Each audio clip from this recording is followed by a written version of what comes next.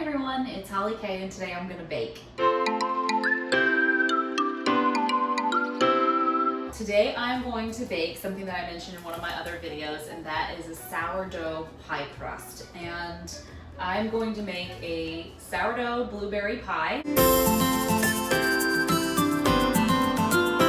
I have some frozen blueberries that I'm going to use for the filling, but for now we're just going to start with the crust. I'm going to use Penny, my sourdough starter. I'm going to use butter, flour, sugar, and salt. I reviewed 3 or 4 recipes before I decided on the one that I wanted to use. I'm going to be using sourdough pie crust recipe from bakingsense.com. That's baking-sense.com.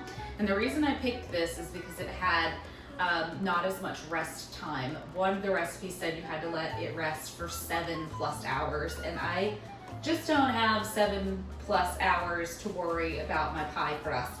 So this one I can just get into the fridge, wait 2 or 3 hours, and then come back to it to roll it out. I'm going to do this in my new toy, the food processor. The reason that I want to use the food processor is I just think that it brings everything together really quickly, and then I don't have to worry about the butter melting or whatnot. Something that I did do in preparation for this video is we're going to use 2 sticks of butter, and I've cut them into little pads of about 1/4 inch and put them in the freezer just to make them really, really super cold because we really don't want the fat to melt. The recipe that I'm using is going to call for all-purpose flour and cake flour. I'm just going to use all-purpose flour. It's perfectly fine to substitute. Also, this calls for 1/2 cup of vegetable shortening and 1/2 cup of butter, but I'm only going to use butter. I feel like butter is just going to make it taste better. It's going to bring me a little flakier crust. But not only that, I don't have a whole 1/2 cup of shortening, and I want to save what shortening I do have for other baking projects. And then of course the sourdough starter. So let me grab these things out of the fridge. Here's my frozen butter, very cold butter. My sourdough starter named Penny, and the first thing, she's been in the fridge a couple days. I did feed her within the last week, which you have to do for this recipe. You also want to make sure that your sourdough starter is 100% hydration, which means that every time you're feeding it with equal parts water and flour. Let's start with flour. We're going to start with all the dry stuff, which is really just flour, sugar, and salt. We are going to use 1.5 cup flour out of this, and then do another 2/3 cup flour out of this, so that I don't have to think about it. I'm using all my measuring cups. I could have done this on the scale, but again, sometimes you just have to lean into what's comfortable. And for me today, I am feeling measuring cups. So right now I have 1.5 cups. If you have cake flour, you can switch at this point to cake flour and do 2/3 cup cake flour, but I don't have cake flour, so I'm just gonna add in another 2/3 cup of all-purpose. All right, next I'm gonna add in 1 teaspoon of salt. I read a recipe once that actually gave different measurements for different brands of salt. The brand I had before this tends to be a little bit finer, so I'm gonna be on the scant side with the Morton kosher salt because it's so coarse. 1 tablespoon granulated sugar. I had someone comment, I know, comments. I had someone comment that they really liked this canister. I got this canister at Target. I personally painted on the chalkboard area because the idea was that I was going to write in chalk flour or sugar, but you know what? Chalk erases. It's a real problem, so I've given up and just labeled them the old-fashioned way with labels. Tablespoon of sugar. There. I'm gonna stir it up.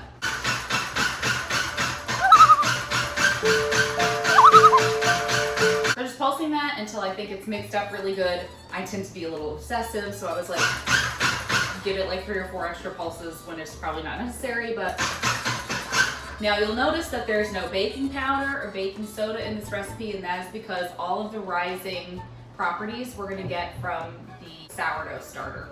But the next thing that we're gonna put in is the cold butter. Oh, this is great. I'm doing like 2 pads of butter at a time. Eventually what we're gonna see is like it's gonna be like the biscuits where it gets a little bit like crumbly. Because we're using more butter, the crumbles are gonna be bigger than they were for this. One of my favorite things that Patrick does for these videos is speeds up the parts where I'm not talking. Sometimes it's nice not to have to talk. So I'm starting to see some distinctive butter crumbles. If you start to see pea-sized crumbles, then you're in a good spot. I really should stop talking while the food processor is working. We're ready to add. I'm gonna reuse this measuring cup. This says to add a cup of the, this is my sourdough starter, Penny. You met her when we did sourdough banana bread. I have since ordered more bananas, and I am definitely going to have bananas to make banana bread again. It's just the reality of bananas. You're never gonna eat them all. Especially if you're the only person in your house who really likes bananas, which I am, I think. I mean, I think Patrick likes bananas. Patrick, do you like bananas? Patrick? What? Do you like bananas? Who likes bananas? Never seen it either. You can see it sort of coming together there. That looks great. Okay, that looks about what we're looking for. Ooh, so cold, so sticky. Now that I've gotten the dough out, I'm just gonna kind of mush it a little bit together. And I have put it on top of this plastic wrap because I'm literally just gonna wrap it up. It's gonna go in the refrigerator. This is great because my dough ball is mushy, it's still cold. This is gonna be a great flaky dough. I'm excited. I'm gonna put this in the fridge. Okay folks, we're back in my kitchen and we're going to make the pie filling. I'm using a recipe from food.com. It is called the perfect blueberry pie filling. Sounds good. Let's try it. Cup of blueberries, 3/4 cup sugar. This is flat. Hitting all the nails on the head right now. Delish. I'm also preheating the oven to 425. I'm going to be cooking this down with the sugar for about 5 minutes. Everything is already a beautiful purple color. I love that. I love that. I love it. In the meantime, we're going to put 3 tablespoons of cornstarch and 3 tablespoons of water in this bowl. Yeah. Ooh, look how pretty. All right, whoopsie, Hurricane Holly. Now we're gonna add this to the pan. Our cornstarch and water mixture. Hun, Well, can you give me a quick hand? yeah. Can you rinse this bowl? Wonderful husband. Thank you. So now we are going to turn up the heat to medium. We're gonna cook this until it is thick, clear, and it is going to be boiling when we take it off. Ooh, looks good. A lot more blueberries where that came from. Yeah. I'm gonna call that clear and thick. So now what I'm gonna do is I'm gonna pour the hot mixture into a large bowl. Woo, still hot. Ooh. Okay, now we're gonna add in another 3 cups of blueberries. I'm using frozen. I think that you can really go either way and it's fine. So I'm folding these in. The recipe calls for a lemon rind, but I'm just gonna substitute lemon juice because I don't actually have a lemon here. So I'm just gonna do a teaspoon of lemon juice and hope that that works. Lemon juice smells so good. Yeah, a ½ teaspoon of cinnamon and a 1/4 teaspoon of nutmeg. Okay, nutmeg. That smells good. Oh. It smells really good. It's just such a beautiful color. So pretty and purpley and delicious looking. See? That's gonna be the inside of that pie. Yeah. I'm just going to tidy up. Everybody knows that my husband is the best and he is my personal dishwasher and Hurricane Holly cleanup specialist. I do try to keep things relatively organized for him. I put the rolling pin in the freezer because someone mentioned that they had a lovely stainless steel roller, and so they used a stainless steel roller and put it in the freezer to keep everything from sticking. Brilliant idea. Don't have one of those. As you go along where it cracks, you can just pinch that back together and it's fine.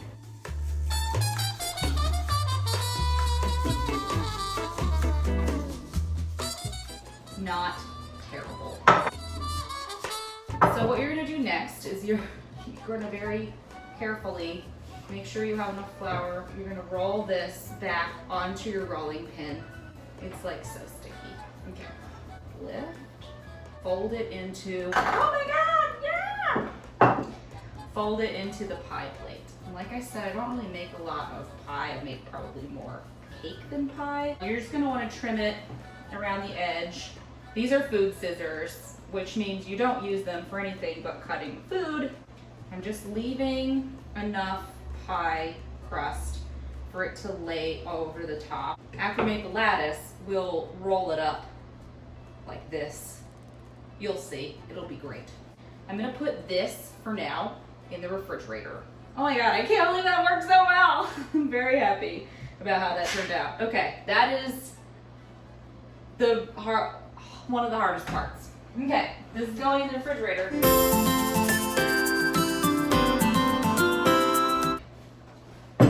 Since the blueberries are totally cool, I'm just gonna pour the filling right into the pie plate. It is a joy. That is very exciting to watch. And this is gonna go back into the refrigerator. Okay, this is the top. So we're gonna roll it out, same way we rolled out the other one. All right, I have a pizza cutter here. This is a cutting board. It has inch measurements here on the bottom. I'm gonna make little marks for every inch starting at the very end. Okay, pie.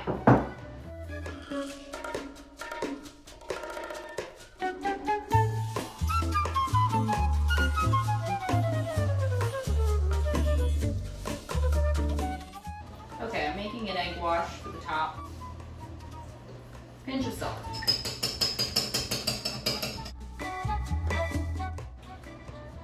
Back in the fridge. Full disclosure, I put the pie in the fridge for about the last 30 minutes, but only because I needed to heat a frozen pizza and eat it. I mean, my husband helped. So now I'm gonna put the pie in the oven. The oven is right now at 400. I know I said 425, but I was wrong. I'm gonna reduce the temperature to 375 and put the pie in for 40 minutes, 40. But I'm gonna check it at 20. When I check it, if it looks like the edges are turning out too brown, I'm going to put a foil cover over the rim. This is how you make the foil cover. You take a piece of foil, you're gonna fold it in half, and fold it in half again. Give me some scissors. Oh. And then you're just gonna cut like a quarter circle. What you do is then you just lay this over the pie and it protects the edges. I am not going to be able to handle this if it's a big square and the whole thing is round. I'm just rounding off the edges. There's nothing wrong with me. There, that's better. Okay, now I'm gonna put the pie in the oven. And I'm gonna check on it in 20 minutes. You should get a shot of it you put it into the oven. Oh, can you help me? It's still rolling if you want to just camera work it over here. Camera work! Oh God.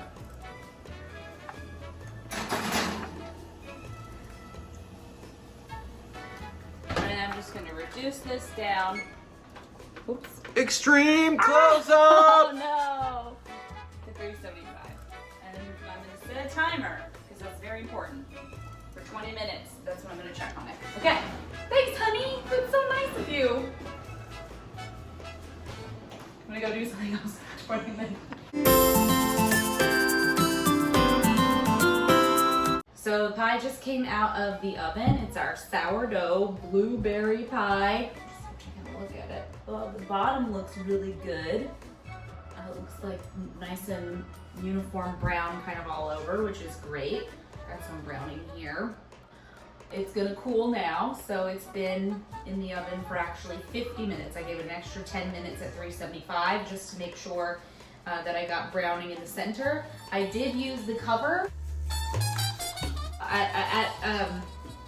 After about 10 minutes,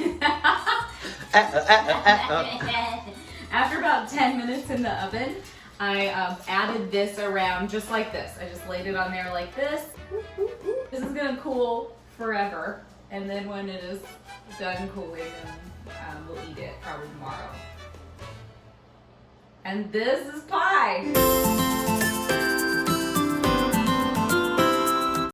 Okay everyone, here's the pie. It's the sourdough pie crust. I think it looks pretty good. I was really excited because I got this when Patrick and I got married, and it is literally just to hold your pie in place. Okay, well now I'm gonna eat this pie. Please subscribe to the channel. Please click the little bell and then you get notifications when I have new videos. And give me your requests. What do you want to see me bake next? Tolly K Bakes.